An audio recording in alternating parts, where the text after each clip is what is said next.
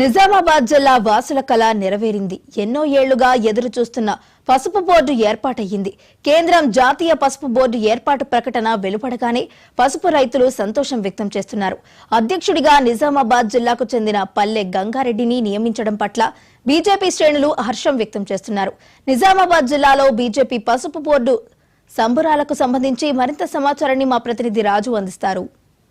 జిల్లా వాసుల కళ నెరవేరింది. గత కొన్నేళ్లుగా పసుపు బోర్డు కోసం పసుపు రైతులు ఎన్నో ఉద్యమాలు చేశారు. చివరకు జాతీయ పసుపు బోర్డు కేంద్రం ప్రకటించడంతో నిజామాబాద్ జిల్లాలో అయితే రైతులు సంతోషం వ్యక్తం చేస్తున్నారు.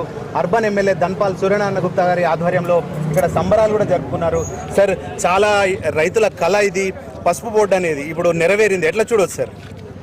ఈరోజు నిజామాబాద్ పార్లమెంటు నియోజకవర్గంలో ఒక పండుగ, ఒకటి సంక్రాంతి పండుగ. ఈరోజు భోగి, రేపు సంక్రాంతి. ఇదే రోజున పసుపు బోర్డు నిజామాబాద్ కేంద్రంగా కేంద్ర ప్రభుత్వం ప్రకటించడము నిజంగా చాలా సంతోషదాయక విషయం. ఈ పసుపు రైతుల ఈ డిమాండ్ బోర్డు కోసము అనేక దశాబ్దాల నుండి పసుపు రైతులు కోరుకుంటా ఉన్నారు.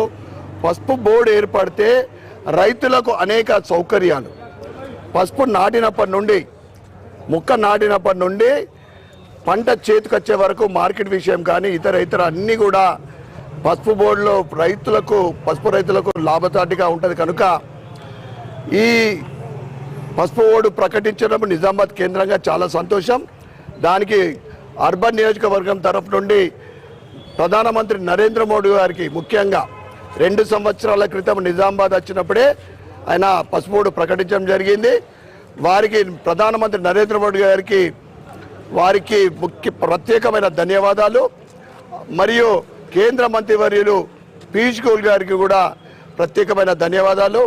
అదేవిధంగా జాతీయ అధ్యక్షులు నడ్డా గారికి, అమిత్ షా గారికి ప్రత్యేకమైన ధన్యవాదాలు చెప్పుకుంటూ, ముఖ్యంగా చెప్పవలసింది అనేక దశాబ్దాల నుండి అనేక ప్రభుత్వాలు వచ్చినాయి. కాంగ్రెస్ ప్రభుత్వం వచ్చింది, మళ్ళీ దాని తర్వాత టీడీపీ వచ్చింది, బీఆర్ఎస్ వచ్చింది, మళ్ళీ కాంగ్రెస్ వస్తూ ఉంది. కానీ ఈ పసుపు బోర్డు విషయంలో ఎవరు కూడా ఒక స్టెప్ కూడా దానికి ముందుకెళ్ళలే.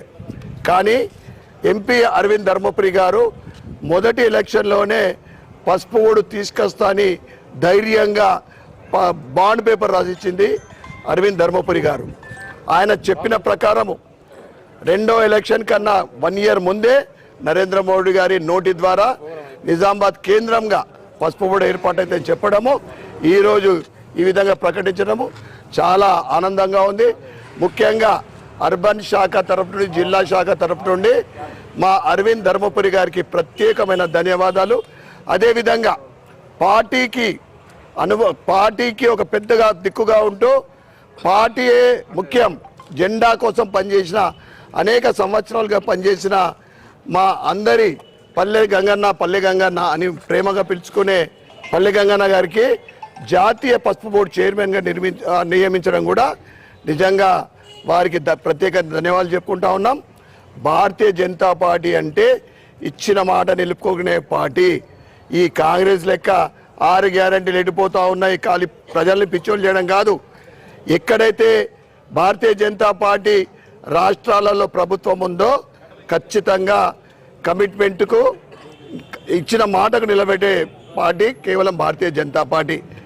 రాబోయే స్థానిక ఎన్నికల్లో తప్పకుండా ఈ పసుపు బోర్డు ఏర్పాటైన సందర్భంగా స్థానిక ఎన్నికలు జరుగుతున్న రూరల్లో కానీ, గ్రామాలలో సర్పంచ్ ఎలక్షన్లు కానీ, ఎంపీటీసీ, జెడ్పీటీసీ అన్నిట్లో కూడా భారతీయ జనతా పార్టీ విజయడంకా మోగిస్తుంది. జిల్లా పరిషత్ మీద భారతీయ జనతా పార్టీ జెండా ఎగిరేస్తుందని తెలియజేస్తున్నాం.